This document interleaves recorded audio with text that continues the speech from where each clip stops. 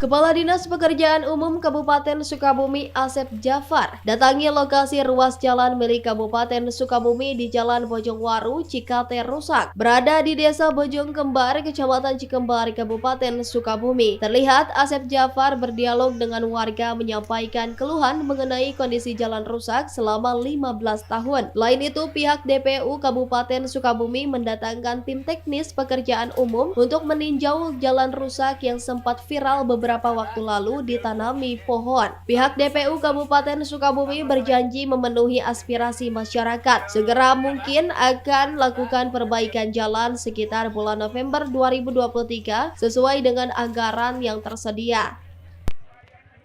Saya ingin segera mungkin ya, karena kan anggaran itu kan tidak langsung karena ada tahapannya harus dilalui secara akurat. Ya mudah-mudahan November itu bisa mulai.